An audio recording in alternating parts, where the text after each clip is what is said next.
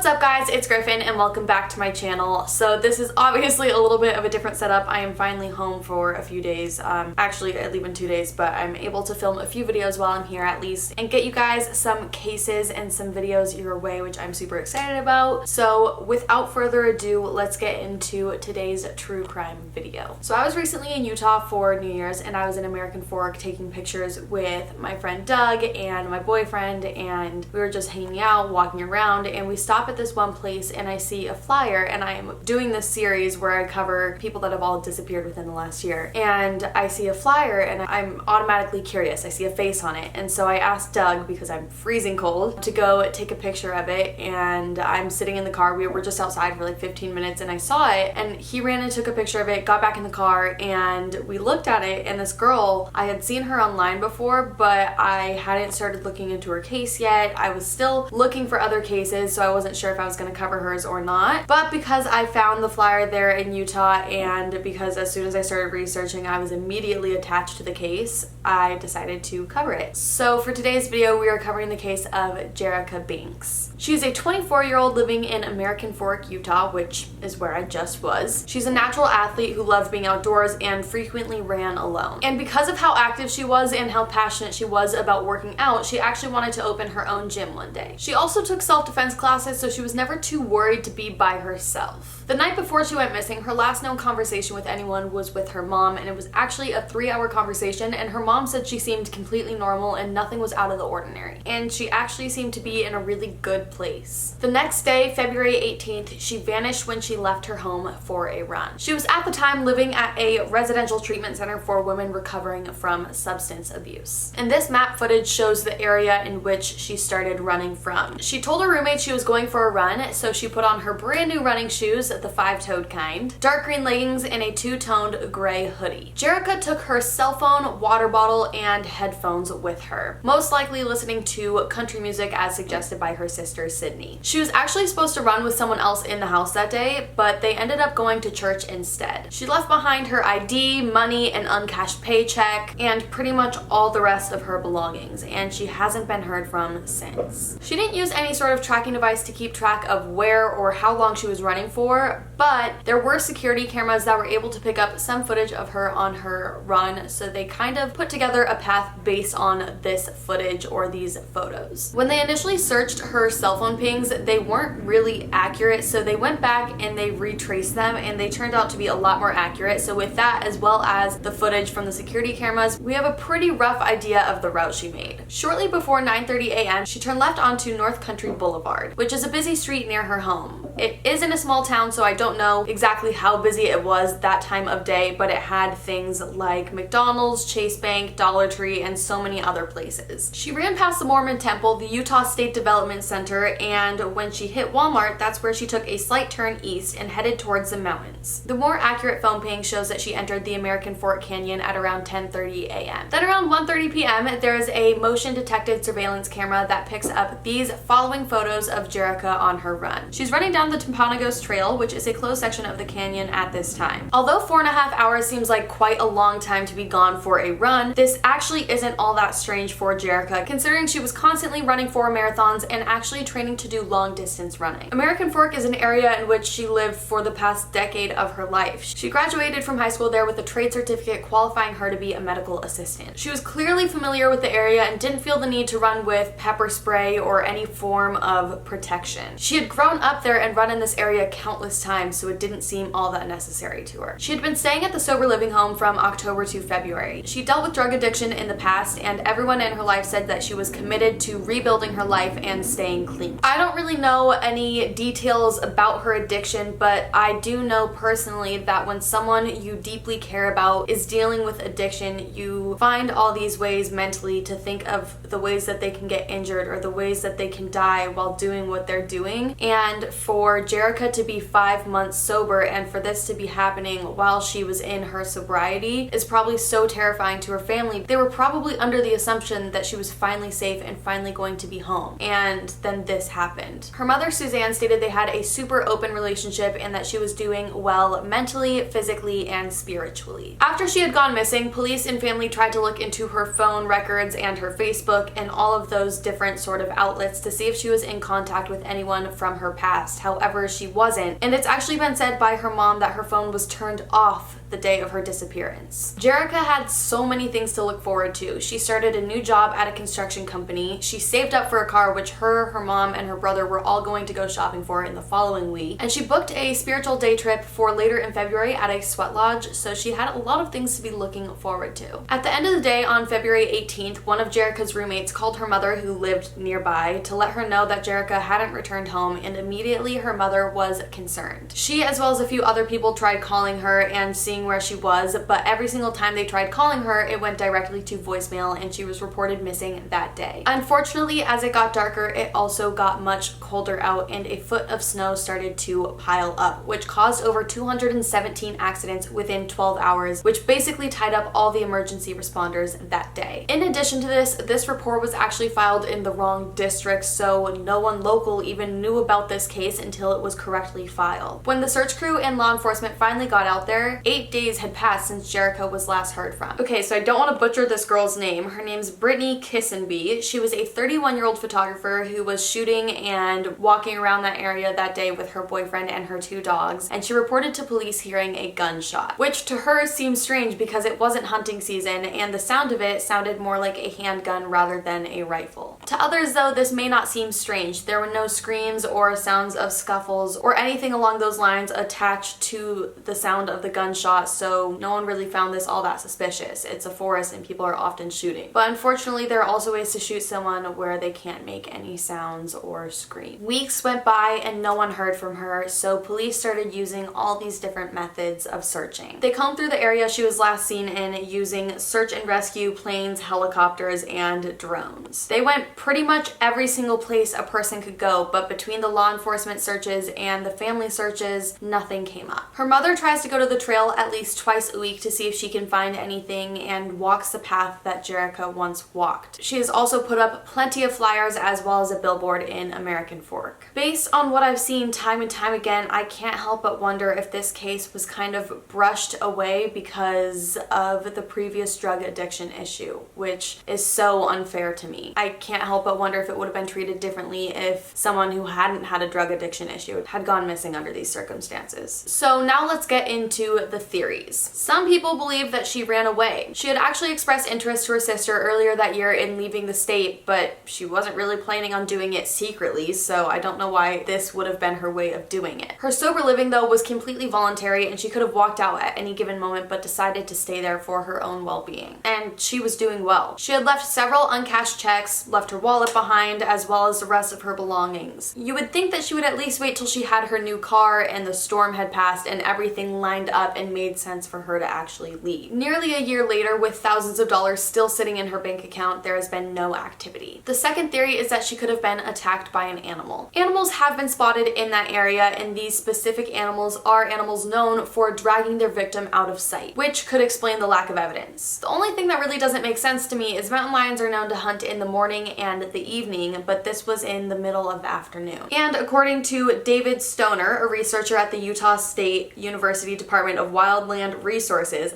that is a mouthful, he said, "We've never had a person killed by a mountain lion in the state of Utah." So this theory is highly unlikely. The third theory is that she could have slipped and fallen in a remote area, which is possible, but then how do you explain the photos at 1:30 of her exiting the park? These photos were taken while she was on her way out, not on her way in, and if she's on her way out, she's already ran for 4.5 hours, then why would she go in some remote area and try something crazy? Wouldn't she just want to head home and relax after that? And if she had done this, it's likely she would have been found in some sort of search, whether it was a drone search or by foot. And the fourth and final and darkest theory is that she was attacked on her run. With other cases happening like Alexandra Brugger and Molly Tibbetts, it's not hard to consider this. Abduction hasn't been ruled out by law enforcement, and this theory in particular is actually what her mother Suzanne believes. There's a $10,000 reward right now for any information leading to Jerika Binks, and you can provide information anonymously. You can call the Utah County Sheriff's Office at 801-851-4013 or the Utah Valley Dispatch Center at 801-794-3970. If any of you guys have seen anything, please make sure to report to those numbers, and also make sure to share this case with anyone living in Utah or around the area, or share it with anyone in general, and make sure to get the word out there far and wide. We want to bring Jerica home and bring her home safely. Thank you guys so much for watching. Make sure to turn on post notifications so you're notified for my next true crime video, and I will see you guys later.